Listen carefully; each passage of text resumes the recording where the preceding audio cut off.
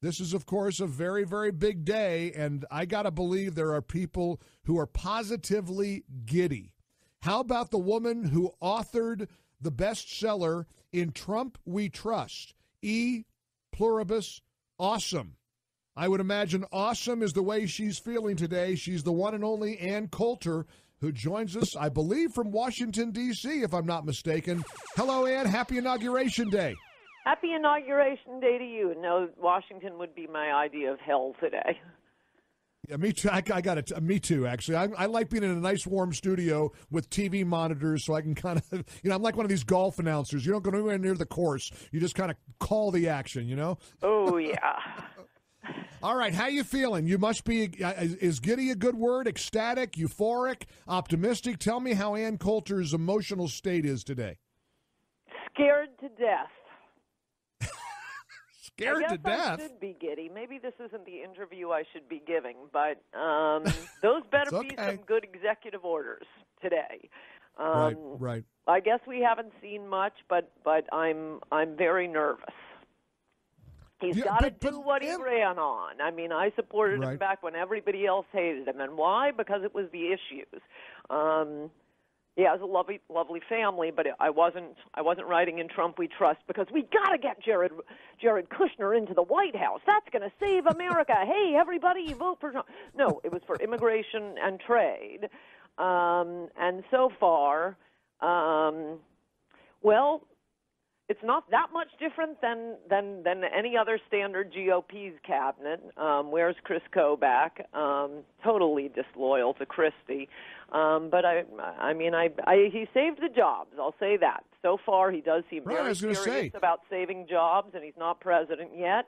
But it's going to take more than saving a few 100,000 jobs. You're going to have a wall. I do think we're going to get a wall, but you're going to need a lot more than that. You're going to need the deportations, and I'm very nervous because this is America's last chance. I mean, that was why I got elected. There was no hope without this. I will say that. Right. But this doesn't save America. Now he's got to actually follow through. Boy, I thought you'd be more upbeat and optimistic, Ann. I have to admit, I'm a little surprised. I mean, you fought for this guy all year and made the case that he has to be the one to stop Hillary Clinton. And now, we got him, and you seem, I guess, very, very worried that he's not going to do what he says he was going to do. Well, I'm waiting to see.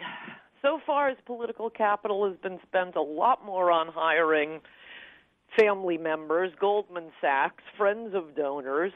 And again, I'm looking around. Where is Chris Kobach? Right. Well, but as you said, thousands of jobs, billions of dollars invested. And we hear that there are executive orders coming, and I suspect those are going to be great. But, I guess the point is I do think he is the only one who could have beaten Hillary. He did it exactly the way I've been begging Republicans to run for years. I knew he would get more of the black vote and more of the Hispanic vote by making immigration his primary issue. I'm 100% with him. I mean, everything he said, I completely support. His supporters support. That's what we voted for. And if he follows through, he will be. Perhaps a greater president than Reagan because the country is in a lot more trouble. But the country is in trouble. We are at a tipping point, and it's not just going to take voting for the guy and having the ceremony. He's got to really do it. He has a lot of wonderful personal qualities. He's a workaholic. I love the fact that he was considering not even having all of this, the pomp and circumstance, which, it's patriotic. I love it, and I can appreciate it a lot more now that it's Trump and we have a shot at saving America. But he just wanted to have a quiet little ceremony and get to work. And I love that about him, so let's hope he follows through, but the ceremony isn't going to do it. And, of course, according to news reports, he absolutely is going to dive in and take the opening steps to crack down on immigration and building the wall and all that with executive actions. He's committed, John Spicer said yesterday, Trump's committed to not just day one, but day 2, 3 of enacting an agenda of real change. Yeah. He plans to visit, he's going to the CIA tomorrow. He's harshly criticized the CIA. I mean, it sounds like that. Yep. That's good stuff. That's good. And it is very different from any other Republican. Something else I will say that he's done that's been great is just changing the whole mindset of the Republicans, which I wrote about in Adios America. This idea that you the elected Republican, have to suck up to the Chamber of Commerce and the corporate lobbyists. No, Trump is saying, I'm the president. You're going to suck up to me. And that just a change in that dynamic, because that's why the official Republican Party has been pushing amnesty and mass foreign guest workers on us, mass immigration on the country all these years, not because anyone in the country was clamoring for it. I mean, even in California, polls show they support Trump's deportation plan. Polls year after year after year shows that something like 4% of Americans think we don't have enough immigration. Everybody else says, please, this is enough. Give us a break here. What was that done for? Both by Republicans and Democrats. Democrats for the votes, but Republicans, because the Chamber of Commerce wanted it, they want to keep driving wages down. Fixing immigration solves so many problems. It solves the minimum wage problem. Wages rise naturally when the supply shrinks, when you're not pouring these foreign workers on the country. It helps a lot with health care when we're not paying for 20 million illegal aliens. When legal aliens aren't bringing in their elderly parents who immediately go on Social Security. It solves crime problems. It solves so many problems. So, but I haven't heard him talk too much about immigration. I've heard him talk more about Israel since he was election day. But I do want to remind everyone the role that you've played, I believe, in Trump's candidacy and eventual victory. He wanted a copy of Adios America, and you were doing your best. One thing I know about you is when you write a great, important work, you want to get into the hands of as many elected officials and policymakers as you can.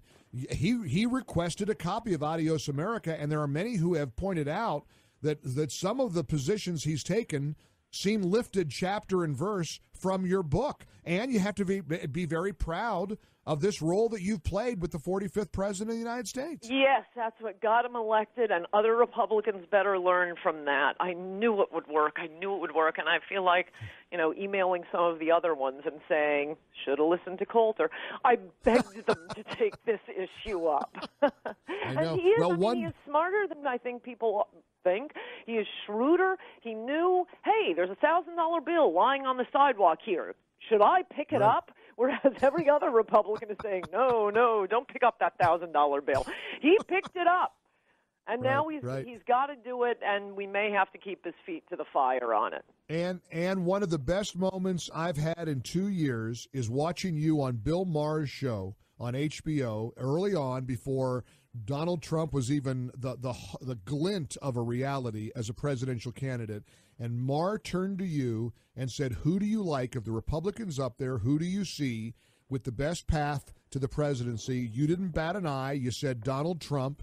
The whole room laughed at you. The panelists laughed at you. Maher laughed at you. The audience, the Bill Maher sycophants laughed at you. You didn't flinch. You knew it was coming. You sat there. And Ann, it must feel incredibly good to have been so vindicated. Well, that is a lot of fun. And you know what else is fun? Watching all of the craziest elements of the left throw temper tantrums. I mean, I do think for a lot of people who maybe they're lifelong Democrats, maybe they wanted the first woman president, maybe they just didn't think, there are a lot of personal qualities you might not like in Donald Trump as a president, but they voted for Hillary. Now watching the most unattractive elements of the Democratic Party out setting themselves on fire, threatening to throw acid in people's faces, running through the streets, crying, I think some of them have to be saying, I'm glad those people didn't win.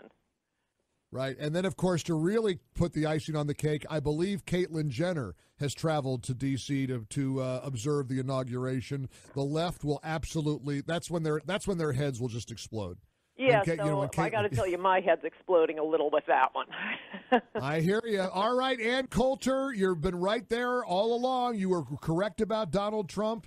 It's quite a historic day, and the history books, if they're accurate, will reflect Ann Coulter's role in the election of the 45th President of the United States. Ann, it's always great catching up with you. We'll see you soon. Good to talk to you, Mike. Bye-bye. Good to talk to you, Ann Coulter, author of In Trump We Trust, E Pluribus Awesome.